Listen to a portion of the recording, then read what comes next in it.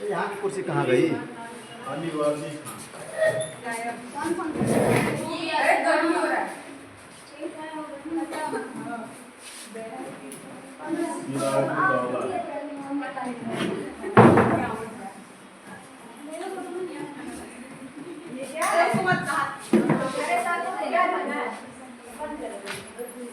सत्रह सौ छप्पन ईस्वी में सिराज दौलत बर्थडे तुम्हारा है।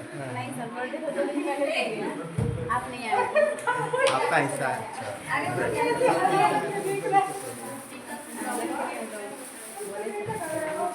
कितना हम खाएंगे? बाकी नहीं होगा तो बाकी हम तो है ही नहीं। चलो अभी क्लास खत्म होगा। उसी के तरफ खा लीजिएगा। चलिए सिराजुद्दौला का नाना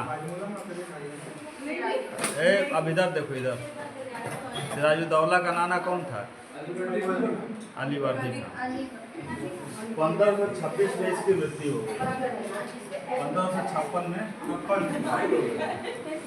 मृत्यु। इस फाटक बंद करो। क्या बात कर रहे हैं? इसको फाटक बंद करो। 1556 ईस्वी में अलीवर्दी खां अर्थात सिराजुद्दौला के नाना की मृत्यु हो गई। जब मृत्यु हुई तो सिराजुद्दौला राजा बन गया बंगाल का नवाब। 1556 में बना बंगाल का नवाब। और ये भी देखे कौन कौन इसके दुश्मन थे जो घर में दुश्मन थे।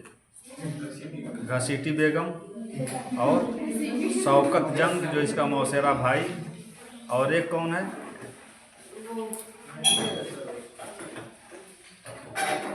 एक और इसकी मौसी है लेकिन वो दुश्मन नहीं, एक तरह से न्यूट्रल। अमीना बेगम। ये बहुत दुश्मन इसकी नहीं बनी लेकिन घसीटी बेगम औरतों में सबसे अधिक बड़ी। अमीना बेगम इसकी माँ है। अरे एक तो शौकत जंग है, एक इसकी माँ है। तो इसकी माँ है तो अपनी माँ जो है अपने बेटे का नवाब बनते समय खुश होगी। बाकी अन्य कौन इससे जल रहे थे? इसके नवाब बनने से कौन कौन जो है दुखी थे? एक था मीर जाफर जो बंगाल के सेना का सेनापति है। एक है अमी चंद।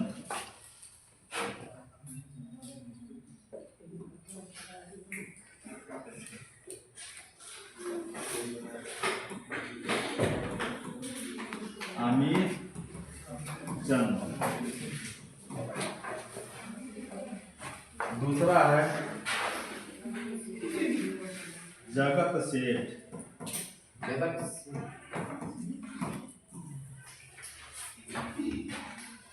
ये दोनों बंगाल के व्यापारी हैं।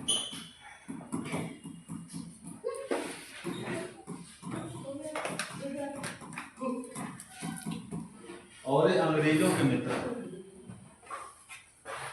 सिराजुद्दौला के दुश्मन हैं और अंग्रेजों के मित्र हैं क्योंकि अंग्रेजों के साथ व्यापार करने में इन सबको लाभ हो रहा था।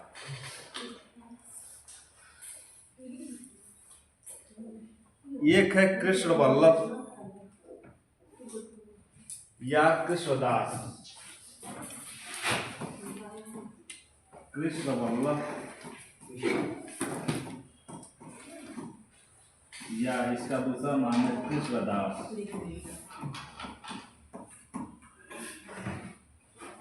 यह बंगाल के खजाने का गबन कर दिया था, घोटाला। और गबन करने के बाद अंग्रेजों द्वारा बनवाए गए फोर्ट विलियम में शरण लिया था। कृष्ण वल्लभ या कृष्णदास बंगाल के राजस्व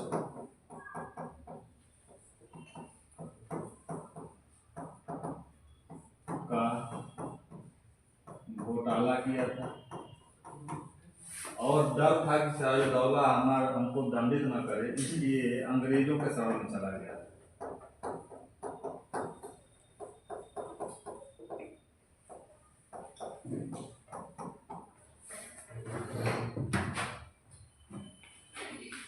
घर में दुश्मन तो घसीटी बेगम है और शौकत जंग है। बाहर के दुश्मन कौन है? एक तो मीर जाफर है। अब मीर जाफर कौन है? ये अली वर्दी खां का बानोई है। अली वर्दी खां का जीजा है। बानोई का मतलब क्या होता है? बहन का दोहन करने वाला ही बानोई होता है। दोहन करने वाला, दोहन होने वाला, दोहन करने वाला, इसलिए उसको बानोई कहा जाता है। समझे? इस शब्द का मतलब यही होता है, बहन का दोहन जो करेगा वही है बानोई। उल्टा हो गया। इसीलिए जो साला होता है कि ऊपर से भले जीजा को मान, लेकिन अंदर अंदर जो बहुत खुश नहीं रहता है जीजा से। क्यों सर? क्योंकि उसके बहन का दोहन कर रहा है ना। क्यों? देखो समझ गया वो।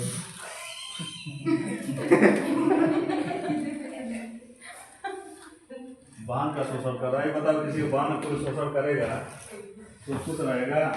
नहीं सर। ठीक। तो मीर जाफर कौन है? अली वर्दी खां का बानोई और सेनापति है उस समय। ये सब के सब सिराजुद्दौला से नाराज सब।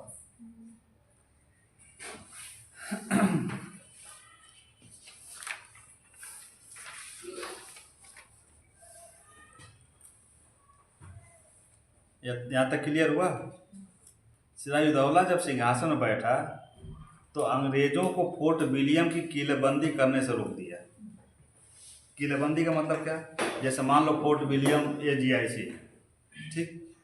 अब ये GIC के चारों तरफ एक बहुत बड़े एरिया में वो चार दीवारी चलाना शुरू कर दिए, ताकि इसके पीछे यही कारण था कि अंग्रेजों को ये डर था कि हम लोग तो 3-5 कर ही रहे हैं, नवाब कहीं हमारे फोर्ट विलियम पर डायरेक्ट ना आक्रमण करे। तो इसीलिए जो भी किला बनवाए जाते थे पहले राजाओं द्वारा, तो देखो बहुत बड़ी चार दीवारी, उसमें एक शहर बसता था, ताकि जो अटैक किया कोई दुश्मन तब भी जो है इतना संसाधन अंदर रहे कि हम 7-6 महीना लड़ सकें। तो दूसरे की भूमि पे तुम किलेबंदी करवा रहे हो तो राजा वहाँ का तो रोकेगा ही। तो फोर्ट विलियम का किलेबंदी अंग्रेज करवा रहे थे, इसको हटाएं।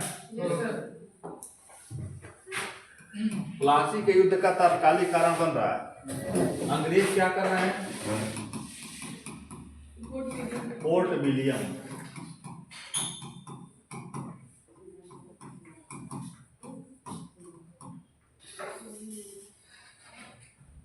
का किलेबंदी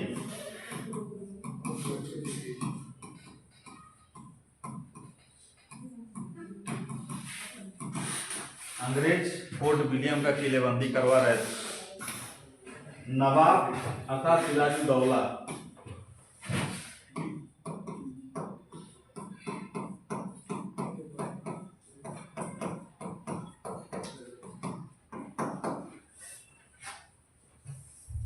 किलेबंदी रोकने के लिए कहा।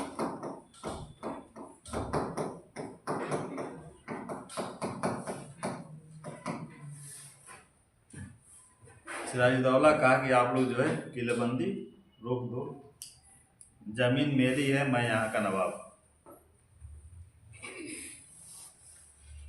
लेकिन अंग्रेज क्या किए? किलेबंदी कराते रहे, इसके आदेश को नहीं माने। इसको देख लो तुम लोग, समझ लो, नहीं तो ना वहाँ के रहोगे ना यहाँ के रहोगे। इसको समझो, उसके बाद से जो है जब खाली टाइम रहे तो उसको जो है देखना। अंग्रेज नहीं माने। जब अंग्रेज नहीं माने तो सिराजुद्दौला क्या किया कि फोर्ट विलियम पर हमला कर दिया।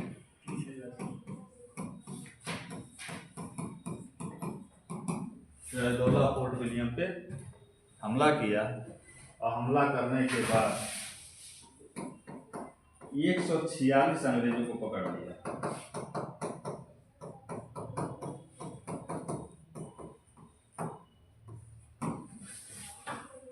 ये 146 अंग्रेज व्यापारियों को जो फोर्ट विलियम में रह रहे थे उनको जो है पकड़ लिया।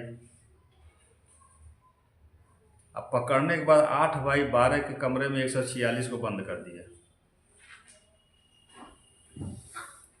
146 अंग्रेजों को पकड़ा और 8x12 एक कमरे में पूरे 146 को बंद कर दिया।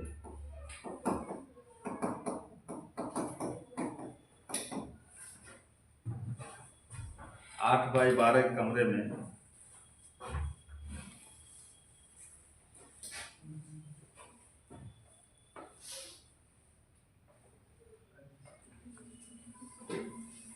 बीस जून की रात को ही ये घटना कब 146 लोगों को कब बंद किया था? 20 जून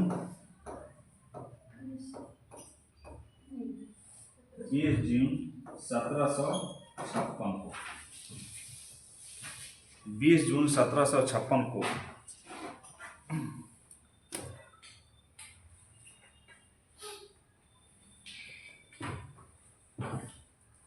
ये 8 नहीं, इसको 18 कर लेना और ये 10 है।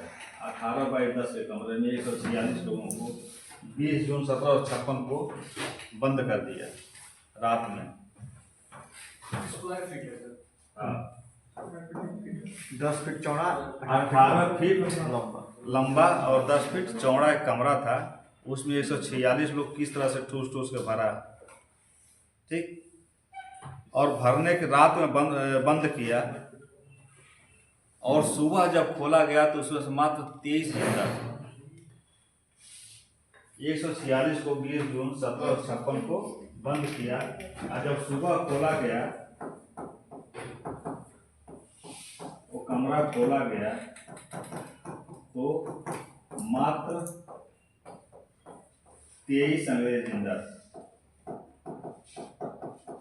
बाकी 123 क्या हो गए? दम घुटने से मर गए। इस घटना को क्या कहा जाता है? Black hole. Black hole tragedy. Black hole tragedy या हिंदी में इसको क्या कहेंगे? काल कोठरी की घटना। तो ये डेट याद रखना, 20 जून। सर ये घटना रियल में घटी थी या रूमर अंग्रेज दोहन इसको करने के लिए अंग्रेज रूमर फैलाए थे? क्योंकि इस पर विवाद रहता है। विवाद इसलिए रहता है कि इस घटना का जिक्र करने वाला स्वयं एक अंग्रेज था। ब्लैक होल ट्रेजेडी इसी को कहा जाता है। और ये डेट बार बार पूछा जाता है कि काल कोठरी की घटना कब हुई थी? तो 20 जून 1756 ईस्वी को काल कोठरी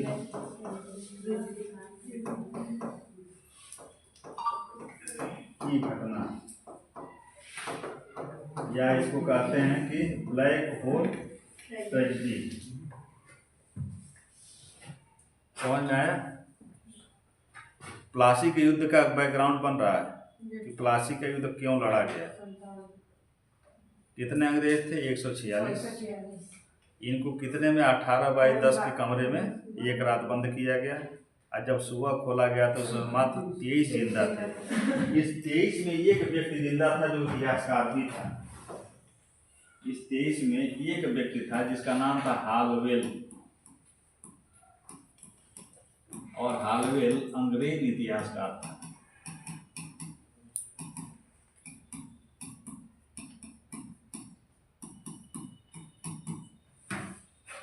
ब्लैक होल ट्रेजेडी का सूचना देने वाला यही व्यक्ति है। यही कारण है कि आगे के इतिहासकार इस पे जो शंका जाहिर करते हैं कि इस तरह की कोई घटना नहीं हुई थी।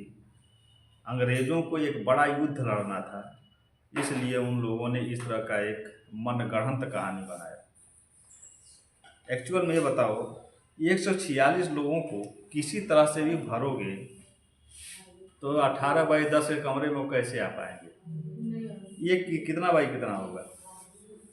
ये बहुत ज़्यादा है। ये हमें लगता है कि यहाँ से लेके यहाँ तक बस इतना ही होगा। ये 30 लंबा होगा, 30 ज़्यादा, बहुत ज़्यादा है। 30 नहीं, 40-45। ये हमें लगता है कि 40 बाई 20 होगा। नहीं, 20 नहीं, 20 से ज़्यादा है। ये 20 से ज़्यादा है। हाँ ये 20,000 32 से कम नहीं होगा। 50 ही मान लो। हाँ 50। 50 मान लो, 50/20 मान लो, तो क्या 50/20 में इसमें 146 लोगों को भरा जा सकता है? डिपेंड करता है हाइट पे भी, मतलब अगर रूम की हाइट है तो ठूस तो कैसे जिंदा आदमी जिस तरह से बोरा नहीं एक पे नहीं, वो भरवाते थे, वो बड़ी बात नहीं है। जैसे कि जो हिटलर सजा देता था तो बड़े बड़े बंकर बनवाता था, गैस चैम्बर, बड़े बड़े गैस का चैम्बर बनवाता था, उसमें लोगों को, युद्धबंदियों को जो है सीधे उसमें ठूस ठूस के भर देता था, और उसके बाद से बाहर से गैस छोड़वाता था, और उसके बाद से एक बार खांसी आती थी, उसके बाद पूरा कमरा शांत, फिर लाशें निकाल के फेंक दी जाती थी। तो जो भी हो, एक शंका इतिहासकार जाहिर करते हैं कि यह जो है मनगढ़ंत कथा है, लेकिन इतिहास में माना जाता है कि इस तरह की ट्रेजेडी हुई थी। नहीं इतनी बड़ी हुई हो, लेकिन कुछ न कुछ तो जरूर हुआ था। सर तो वैसे कमरा पाया गया है जहाँ पे ये हुआ था, तो हुआ है यानी कि तो मनगढ़ंत हुआ है नहीं? सर उसको देख के ही बता सकता है कि इसमें जब वैसा कमरा है तो मनगढ़ंत। कुल मिला के देखो, इतिहास की किताब में जब लिख दिया गया और यूपीएससी से क्वेश्चन बना दी, यूपीएससी क्वेश्चन बना दी, तो सही हो या ना सही हो हमें पढ़ना है, क्योंकि ब्लैक होल ट्रेजेडी कम से कम जो 2-3 बार पीसीएस में आईएएस दोनों में पूछा गया है। ब्लैक होल ट्रेजेडी किस तिथि को हुई थी, इसका प्रत्यक्षदर्शी गवाह कौन था, तो आलवेल था, और यह घटना किस युद्ध के लिए पृष्ठभूमि का काम की, तो प्लासी के युद्ध। ये इस तरह का क्वेश्चन बना पूछा गया है। तो हम लोगों को जो है आईएएस और पीसीएस बनना है। अब वहाँ पे जाकर नापने की ज़रूरत नहीं है कि 18/10 के कमरे में 18/10 के कमरे में 146 लोग कैसे भरे। बस ये है कि भर गए, और सुबह जब खोला गया तो मात्र उसमें 23 लोग जिंदा थे। चलिए, जब ये घटना घट गई, ये घटना हो गई, तब एक क्लर्क का जीवन चटक गया। वो क्लर्क था मद्रास में, मात्र एक क्लर्क था, वो था क्लाइव, लॉर्ड क्लाइव। लॉर्ड नहीं था उस समय, मात्र एक क्लर्क था। चलिए, ब्लैक होल ट्रेजेडी घटना घटी। ये सूचना जब मद्रास पहुंची तो मद्रास में याद करो जो गब्बर खान वाली कंडीशन है। गब्बर खान एक पिक्चर आई थी, गब्बर बैक करके कुछ, गब्बर इज बैक। उसमें जो ये है सुनील ग्रोवर, एक नॉर्मल सिपाही है, कांस्टेबल, और वहाँ पर निर्णय लेने वाले लोग एसपी और डीएसपी हैं। उसमें बीच बीच में ये अपना जो है टांग फंसाता है, फिर इसे डांटा भी जाता है आखिर तुम अपना काम करो, चाय पिला रहे हो चाय पिलाओ, तुम्हारे बस की बात नहीं इतने बड़ी चीज़ों पे, कि गब्बर को पकड़ने के लिए जो रणनीति बन रही है उसमें तुम्हारे विचार लेने की यहाँ ज़रूरत नहीं है। फिर भी लास्ट में झल्ला के सब क्या कहते हैं कि जाओ तुम्हारी जो स्ट्रेटजी बना रहे उसी पे एक बार चलते हैं, और उसमें गब्बर क्या होता है, पकड़ा है। उसी तरह का जो है दिमाग का तेज रॉबर्ट क्लाइव था। एक क्लर्क था, लेकिन जब भी बड़े निर्णय लिए जाते थे उसमें कुछ न कुछ अपना विचार रखता था।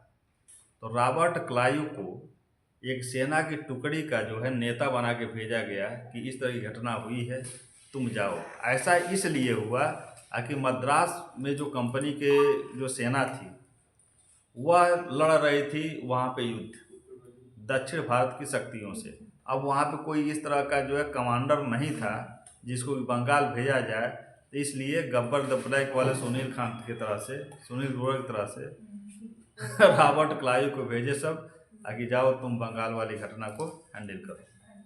ये क्लर्क जो है सेनापति बन के आ रहा है बंगाल, रॉबर्ट क्लाइव।